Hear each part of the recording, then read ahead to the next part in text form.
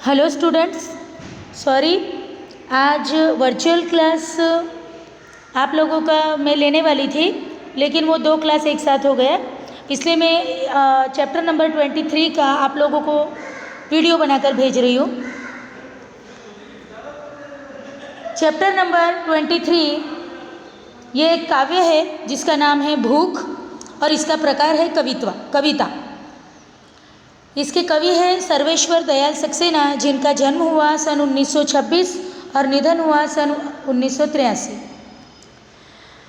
नई कविता के इस कवि का जन्म यूपी में हुआ। आर्थिक अभाव से जूझते हुए इन्होंने इलाहाबाद विश्वविद्यालय से एमए किया, स्कूल में शिक्षक, क्लर्क और फिर बाद में आकाशवाणी में नौकरी की। बाद में दिनमान के उपसंपादक रहे।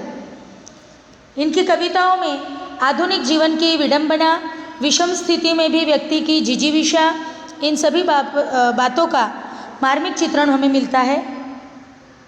जंगल का दर्द, कुआनो नदी, गर्म हवाएं, खुटियों पर टंगे लोग, क्या कहकर पुकारूं, कोई मेरे साथ चले इत्यादि इनके काव्य संग्रह है। इनकी रचनाएं तीसरा सप्तक में भी संकलित है। बतूता का जूता बाल कविताओं का एक अनूठा संग्रह है। इन्होंने बहुत सारे नाटक भी लिखे हैं। प्रस्तुत कविता में कवि सौंदर्य को वैयक्तिक रुचि से हटकर संघर्षशीलता के साथ जोड़ते हैं।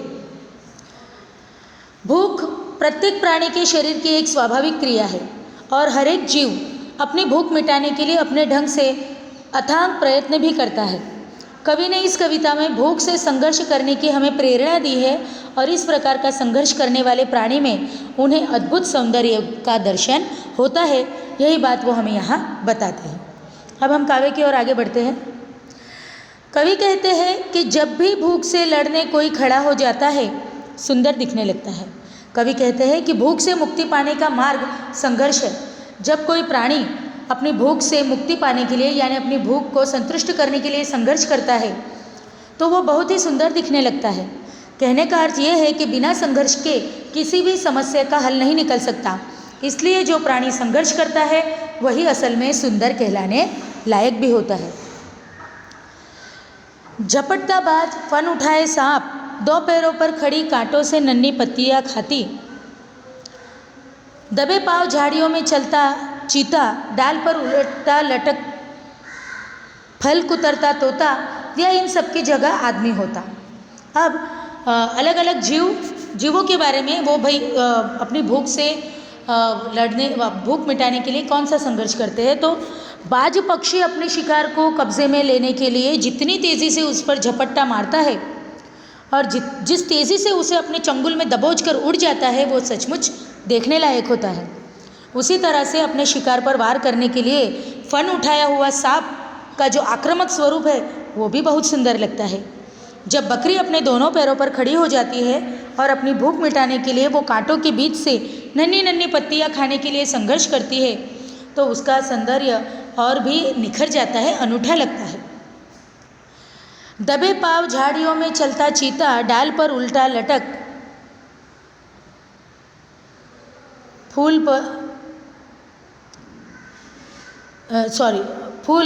फल कुतरता तोता, या इन सब की जगह आदमी होता। जब भी भूख से लड़ने कोई खड़ा हो जाता सुंदर दिखने लगता है। कवि कहते हैं कि अपनी भूख मिटाने के लिए अपने शिकार पर जब खूंखार चीता दबे पांव झाड़ियों में एक एक कदम बहुत ही सावधानी पूर्वक रखता है तो किसी को ज़रा सी भी आहट ना हो इसका वो बहुत ख्याल रखता है और तब उसका वो जो रूप है वो बहुत ही सुंदर दिखाई देता है। तोता वैसे तो डाल को अपने पंजों से पकड़कर डाल पर बैठता है, पर जब वो अपनी भूख मिटाने के लिए किसी फल को कुतरने लगता है तब वो डाल को अपने पंजों से पकड़कर उल्टा लटकने का खतरा भी उठाता है।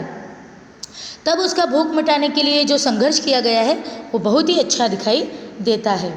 या फिर इन सब की जगह अपनी भूख से लड़ने के लिए जब कोई आदमी, इंसान भी संघर्ष करता है तो उसके अलग अलग भिन्न भिन्न स्वरूप दिखाई देते हैं। तो जब भी कोई आदमी भूख से संघर्ष करने में अपनी जी जान लगा देता है वो बहुत ही सुंदर दिखाई देने लगता है। तो यही प्रस्तुत कविता का भाव है कि संघर्ष चाहे वो भूख के लिए ही क्यों ना हो, वो इंसान की सुंदरता में चार चांद लगाता है। अब आप लोगों को इससे रिलेटेड शब्दार्थ लिख लेने हैं। 3 ही प्रश्न हैं छोटे छोटे, वो आपको लिखने हैं। और ये जो सेकंड क्वेश्चन है कि पंक्तियों का भावार्थ लिखिए, ये भी परीक्षा में आने जैसा है। सो प्लीज़ स्वाध्याय आप लोगों को लिख लेना है।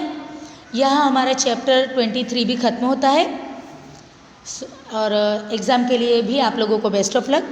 सो take care and thank you very much.